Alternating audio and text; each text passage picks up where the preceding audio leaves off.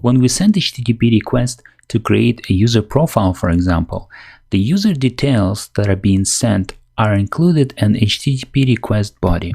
And this information about the user profile is well structured in a JSON format. So when server-side script receives this information, it should be able to take this JSON text and convert it into a Java object. And for server-side script to be able to convert this text into a Java object, it needs to know how to convert, or it needs to know what type of content this HTTP request carries in its body. Is it XML format, or is it JSON format, or is it some other format? Is it plain text?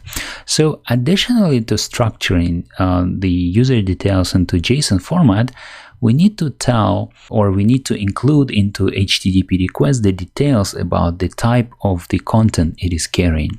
And to do that, we can use a content type HTTP header, and we have a tab, headers, where we can list all the headers that we need in this HTTP request.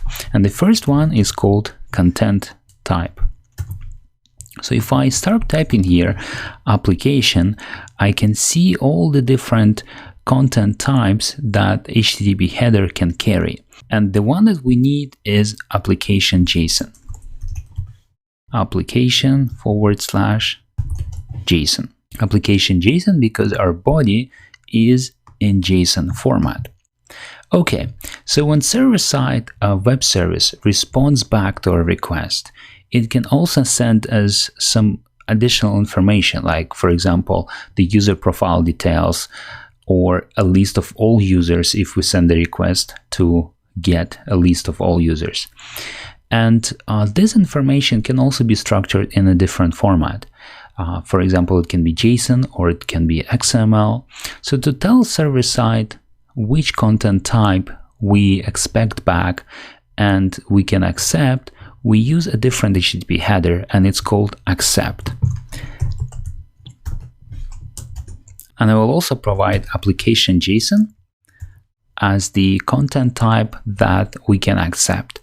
So let me now send this HTTP request, which is going to use HTTP method post, and then it will be sent to an endpoint API users. It's a collection of users, and because it is an HTTP post request, a script that creates user profile will be triggered, and it will accept this JSON document as a material to create a new user profile.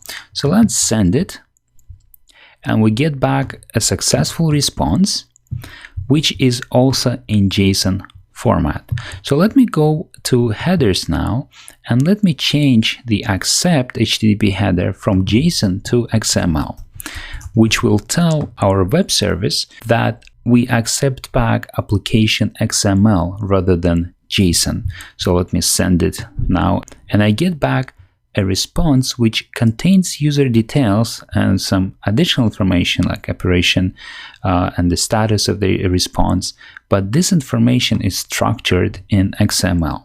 Now, this conversion from JSON into a Java object and from Java object into XML format takes place for us automatically. But unless we configure our web service to support one of these formats or both of these formats, this conversion will not take place. And in fact, if we attempt to send data in a format which our web service does not support, or return data in a format that is not supported by a sender application, an error will take place and a requested operation might not even be completed successfully. So keep in mind these two HTTP headers, and in my following videos I will show you how to configure a web service to support each of these formats.